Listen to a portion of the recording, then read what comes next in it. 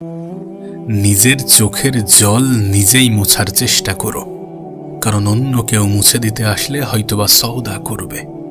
দেখো, যদি তুমি তোমার জীবনের সততার সহিত কিছু করো, যদি তোমার জীবনে তুমি কোনো কিছুর উপরে সত্যি অনেক বেশি মেহনত করো, তাহলে একটু তো দুঃখ হবে, একটু তো মন খারাপ হবে। যদি তুমি তোমার জীবনে নিজের তরফ থেকে 100% দিয়ে থাকো, অনেক বেশি পরিমাণে মেহনত করো, তাহলে কিছুটা হলেও তো খারাপ লাগবে যখন তোমার রেজাল্ট তোমার মনের মতো হবে না। যখন তুমি কিছু চাইবে মন থেকে, কিছু পাবে না, একটু মন খারাপ হবে। আর মন খারাপ হওয়াটাও জরুরি। এটা প্রমাণ দেয় যে তুমি কোনো কিছু মন থেকে করেছো, নিজের ভিতর থেকে করেছো। তবে হ্যাঁ, সকাল হতে হতে নিজের চোখের পানিটা মুছে নিও এবং নিজেকে আবার তৈরি করো পরবর্তী লড়াইয়ের জন্য। আর এই লড়াই ততক্ষণ পর্যন্ত চালিয়ে যাওয়া উচিত যতক্ষণ না নিজের মনের ইচ্ছা চাহিদাগুলো পূরণ হচ্ছে। আমি তো বলবো, নিজের ভালো কাজের পিছনে, নিজের ভালো সৎ উদ্দেশ্যের পিছনে জেদ থাকাটা খারাপ কিছু নয়। এক্ষেত্রে জেদি হওয়াটা প্রয়োজন। তুমি জানো তুমি কি করছো, তুমি জানো সেটা তোমার জীবনে কতটা প্রভাব ফেলবে, তুমি জানো সেটা তোমার জীবনকে কতটা পরিবর্তন করবে, তুমি জানো তোমার জীবন কতটা সুন্দর হতে চলেছে এটা হওয়ার পরে। এবং সেটা জানার পরেও যদি তুমি সেই জিনিসের উপরে কাজ না করো এটা ভেবে যে লোকে কি বলবে, লোকে কি ভাববে, তাহলে বলবো যে তুমি নিজের ক্ষতি নিজেই করছো। দিন শেষে তোমার মনে হয় এই পৃথিবীতে সারভাইভ করার জন্য তোমাকে কেউ এসে সাহায্য করবে, আর করবে তো করবে কোনো উদ্দেশ্য ছাড়াই করবে, কোনো নিয়ত ছাড়াই করবে, কোনো আশা ছাড়াই করবে, কোনো ইচ্ছা ছাড়াই করবে, কোনো ফায়দা ছাড়াই করবে। এ পৃথিবীতে কোনো মানুষের জীবনে মা বাবার ভালোবাসার পরে মানুষের জীবনে আর যারাই আসে তারা কোনো না কোনো উদ্দেশ্য নিয়ে আসে। তাদেরকে ভালো রাখার জন্যে কিছু না কিছু প্রাইজ পে করতে হয়। দিন শেষে যখন তোমার চোখ দিয়ে অশ্রু ঝরবে, তখন তুমি তোমার চোখের অশ্রু কাউকে দেখাতে পারবে না। আর যখন কাউকে দেখাতে পারবে না, তখন কেউ তোমার চোখের অশ্রুটা, তোমার চোখের জল, তোমার চোখের পানিটা কেউ মুছে দিতে আসবে না। তাই বলছি, নিজের খারাপ সময়গুলোতে, নিজের খারাপ মুহূর্তগুলোতে যদি চোখে জল আসে, যদি চোখে পানি আসে, তাহলে সেটা নিজেই মোছার চেষ্টা করো। এবং জীবনে যেটা করবে সেটা নিজের সততার সহিত করো, নিজের সবটুকু দিয়ে করো, নিজের মন উজাড় করে করো। হ্যাঁ, হয়তোবা না পেলে দুঃখ হবে, হোক, তাতে কোনো যায় আসে না। দুঃখ হওয়াটাও জরুরি। যখন আমরা কোনো কিছুকে ভালোবেসে ফেলি, সেটা হারানোর পরে দুঃখ হয়, কিন্তু এটা তো প্রমাণ দেয় যে তুমি সেই জিনিসটাকে ভালোবেসেছো। আমাদের মধ্যে একটা ভুল ধারণা আছে। আমরা মনে করি যে আমরা যখন ব্যর্থ হই, তখন এই ব্যর্থতার পরে আমাদের জীবনে আর কোনো ভালো জিনিস ঘটবে না, আমরা কখনোই আর উঠে দাঁড়াতে পারবো না। এটা আমাদের সবথেকে বাজে কনসেপ্ট। এমনটা নয় যে পৃথিবীর প্রত্যেকটা মানুষ জীবনের প্রথম দিনগুলো থেকেই সফল। এমনটা নয় যে পৃথিবীর প্রত্যেকটা মানুষ জীবনের প্রথম চেষ্টাতেই সফল। যদি এমনটা ভাবো, তাহলে তুমি ভুল ভাবছো। সফলতা একদিনে আসে, সফলতার শুরুতে কোনো বিফলতা আসে না। এগুলো আমাদের ভুল ধারণা ছাড়া কিছুই নয়। জীবনের বড় সফলতাগুলো আসতে সময় লাগে। জীবনের বড় সফলতা আসার আগে অনেকগুলো ছোট ছোট ব্যর্থতা আসে, আর সেই ব্যর্থতাগুলোতেও মানুষের মন খারাপ হয়। কিন্তু দিন শেষে সেই ব্যর্থতা থেকে শিখে মানুষ তার জীবনে আবারও এগিয়ে যায় এবং দ্বিতীয়বার, তৃতীয়বার, চতুর্থবার ব্যর্থ হওয়ার পরে পঞ্চমবারে এমন কিছু তার জীবনে ঘটে যেটা তার কাছে আনএক্সপেক্টেড মনে হয়। তুমি দেখবে কোনো কিছু একটা মন থেকে চাইছো, কিন্তু সেটা পাচ্ছ না, আবার চাইছো, আবার পারছো না, বারবার চাইছো, পাচ্ছ না। হঠাৎ করে যখন সেটা ঘটে যাবে, তখন সেটা তোমার কাছে আনএক্সপেক্টেড মনে হবে। সো জীবনটা এমনই।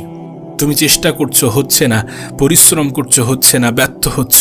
তারপরে যখন তুমি কিছু পেয়ে যাবে না, তোমার কাছে অপ্রত্যাশিত মনে হবে। কিন্তু এটা প্রকৃত অর্থে অপ্রত্যাশিত নয়। তুমি ব্যর্থ হয়েছো, শিখেছো যে এটা করা যাবে না, আবারও ব্যর্থ হয়েছো, শিখেছো এটা করা যাবে না, আবারও ব্যর্থ হয়েছো, শিখেছো এটা করা যাবে না, আবারও ব্যর্থ হয়েছো, শিখেছো এটা করা যাবে না। বারবার ব্যর্থতা তোমাকে শিখিয়েছে কোনটা করা উচিত নয়। তারপরে যখন তুমি শিখেছো যে এইগুলো করতে হবে আর এইগুলো করা যাবে না, তখনই তুমি সঠিক পথ পেয়েছো। তাই তোমার যদি মনেও হয় যেটা আনএক্সপেক্টেড, এটা অপ্রত্যাশিত, বাস্তবে এমনটা নয়। এটা কঠোর মেহনতের ফল। এটা কঠোর পরিশ্রমের ফল। দিন শেষে পরিশ্রমের বিকল্প হয় না, এটা তুমি রিয়ালাইজ করবে, এটা তুমি অনুভব করবে। প্রতিটা সফল ব্যক্তিকে তুমি দেখো, তাদেরকে জিজ্ঞাসা করো, প্রত্যেকটা মানুষই বলবে তুমি স্মার্ট ওয়ার্ক করছো ঠিক আছে, কিন্তু হার্ড ওয়ার্কও করতে হবে। যদি সত্যি তুমি তোমার জীবনকে পরিবর্তন করতে চাও তাহলে হার্ড ওয়ার্ক করতে হবে, মেহনত, কঠোর মেহনত করতে হবে। মানুষ যতটা পরিশ্রম করছে তোমাকে তার থেকে বেশি করতে হবে, মানুষ যতটা চেষ্টা করছে তোমাকে তার থেকে এক্সট্রা করতে হবে। অতিরিক্ত মেহনত মানুষের জীবনে এমনটা নয় যে মানুষকে ধোঁকা দেয়। তোমার পরিশ্রম কখনোই তোমাকে ধোঁকা দেবে না। এই বিষয়গুলো তোমার কাছে ক্লিয়ার হওয়াটা প্রয়োজন। তোমার কাছে অনুরোধ করব, যেই বয়সে তোমার স্বপ্নের পিছনে দৌড়ানো উচিত সেই বয়সে এমন কিছুর পিছনে দৌড়াও না যেটা তোমার স্বপ্নকে সম্পূর্ণরূপে ভেঙে রেখে দেয়। দেখো, যারা তোমার প্রতিযোগী তারা প্রত্যেকেই ডিস্ট্র্যাক্টেড, বিভিন্ন মাধ্যমে, বিভিন্ন উপায়ে। কেউ গার্লফ্রেন্ড বয়ফ্রেন্ডের চক্করে আছে, কেউ সোশ্যাল মিডিয়া স্ক্রলিং করতে ব্যস্ত আছে, কেউ বা বন্ধুদের সাথে আড্ডা মেরে সময় কাটাচ্ছে। সবাই ডিস্ট্র্যাক্টেড। এই পরিস্থিতিতে তোমার কাজ হচ্ছে সেটার ফায়দা ওঠানো। যখন গোটা পৃথিবী পথভ্রষ্ট, দিকভ্রষ্ট, তখন তুমি যখন নিজের কাজের উপরে ফোকাস করবে তাহলে তুমি তাদের থেকে দ্বিগুণ পরিমাণে এগিয়ে যাবে, তুমি তাদের থেকে দ্বিগুণ গতিতে এগিয়ে যাবে। তাই বলছি, পরিস্থিতিকে বুঝতে হবে, মেহনত করতে হবে, বিফলতা থেকে শিখতে হবে। একটা বিষয় খেয়াল রেখো যে সময়ের অপচয় করতে করতে যেন সঠিক সময়টা পার না হয়ে যায়, যেন অনেক বেশি দেরি না হয়ে যায়, সেটা খেয়াল রেখো। এমনটা নয় যে তোমার কাছে অপর্যাপ্ত সময় আছে, অফুরন্ত সময় আছে, অনেক বেশি সময় আছে। এই সময়টাই তোমার জন্য সব থেকে বেশি গুরুত্বপূর্ণ, সব থেকে বেশি প্রয়োজনীয়, সব থেকে বেশি ইম্পর্ট্যান্ট। মনে রেখো, ঠিক যেমন কিছু সঠিক মানুষ তোমার জীবনকে সুন্দর করে দিতে পারে, তোমার মেন্টালিটিকে চেঞ্জ করে দিতে পারে, তোমার জীবনে পজিটিভ ইম্প্যাক্ট ফেলতে পারে, ঠিক তেমনই কিছু খারাপ মানুষ, কিছু নেগেটিভ মাইন্ডসেটের মানুষ, কিছু মানুষ যারা ধোঁকা দিতে পছন্দ করে, তারা তোমার জীবনকে এফেক্ট করতে পারে, তোমার জীবনকে নেগেটিভিটির দিকে ঠেলে দিতে পারে, তোমার জীবন ধ্বংসের সব থেকে বড় কারণ হতে পারে। তাই বলছি যে ওই ভিড়ের অংশ হয়ো না, যেই ভিড় ডিস্ট্র্যাক্টেড, যে ভিড় দিকভ্রষ্ট, পথভ্রষ্ট, যে ভিড়ের মধ্যে থাকা মানুষের নির্দিষ্ট কোনো লক্ষ্য নেই, কোনো উদ্দেশ্য নেই, কোনো স্বপ্ন নেই, কোনো ইচ্ছা নেই, কোনো চাহিদা নেই। দেখো, যদি তুমি নিজেকে আলাদা মনে করো তাহলে নিজেকে আলাদা রাখার চেষ্টা করো নিজের জীবনকে পরিবর্তন করার উদ্দেশ্যে। যদি তুমি নিজেকে একটু আলাদা ভেবে থাকো তাহলে নিজেকে একটু আলাদা রাখার চেষ্টা করো জীবনকে সুন্দর করার উদ্দেশ্যে। নিজের এই গোল্ডেন এজটাকে কাজে লাগাও। এমন কোনো ক্ষেত্রে, এমন কোনো ব্যক্তিদের সাথে, এমন কোনো মানুষের সাথে নিজেকে জড়িয়ে ফেলো না, এমন কোনো পরিস্থিতির মুখোমুখি নিজেকে দাঁড় করিও না যেখান থেকে ফিরে আসাটা কঠিন হয়ে যায়, যেখান থেকে জীবনটা অনেক বেশি কঠিন মনে হয়। মনে রেখো, পরিবর্তনের জন্য সব থেকে বেশি প্রয়োজনীয় সময়ের সঠিক ব্যবহার। এটাই তোমার জন্য সঠিক সময় নিজের জীবনকে সুন্দর করার। নিজের সময়টাকে নিজের উপরে খরচা করো, নিজের ব্যক্তিত্ব তৈরি করার চেষ্টা করো। দেখো, তোমার নামের হাজারো মানুষ থাকতে পারে, কিন্তু তোমার মতো ব্যক্তিত্বের একজনই থাকবে, আর সেটা তুমি নিজে। এবং তোমার ব্যক্তিত্বই তোমার পরিচয় হবে, নাকি তোমার নাম। যেন এমনটা না হয় যে তোমার জীবনের প্রচুর উদ্দেশ্য আর তুমি নিজের উপরে কাজ করতে চাও না। যেন এমনটা না হয় যে তোমার জীবনে প্রচুর স্বপ্ন আর তুমি সময়ের সঠিক ব্যবহার করতে চাও না, নিজের উপরে সময় খরচা করতে চাও না, নিজের উপরে কাজ করতে চাও না। আমাদের জীবনের সব থেকে বড় শত্রু হচ্ছে আমাদের অলসতা। সেই অলসতাকে সাইডে রাখলে জীবনটা সুন্দর হয়ে যাবে। তোমার কাছে একটা বিষয় ক্লিয়ার হওয়াটা প্রয়োজন যে রাজা হতে গেলে গোলামের মতো মেহনত করতে হবে। আমি একটা কথা প্রায়ই বলি যে তুমি যদি মধ্যবিত্ত পরিবারের হয়ে থাকো তাহলে তোমার কাছে হারানোর মতো কিছু নেই সময় ছাড়া। তুমি যদি কোনো মধ্যবিত্ত পরিবারের হয়ে থাকো তাহলে তোমার কাছে সব থেকে বড় সম্পদই হচ্ছে তোমার সময়, কারণ এই সময়ই তোমার জীবন পরিবর্তন করতে পারে। এই সময়ের সঠিক ব্যবহারই তোমার জীবনে পরিবর্তন আনতে পারে। আমাদের কাছে সময়ের সঠিক ব্যবহার ছাড়া আর কোনো অপশান নেই যে আমরা আমাদের জীবনটাকে পরিবর্তন করতে পারি।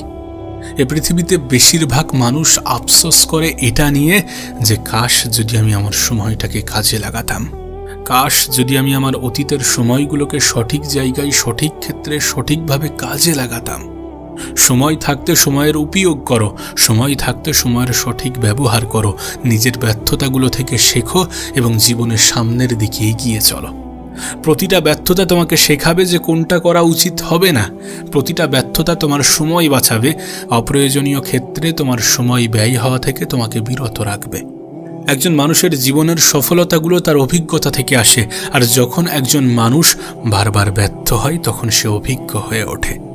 তাই বলবো যে জীবনে যদি ব্যর্থতা আসে তাহলে ব্যর্থতাকে অস্বীকার করো না, ব্যর্থতাকে ইগনোর করো না, ব্যর্থতাকে এড়িয়ে চলো না, এড়িয়ে যাওয়ার চেষ্টা করো না।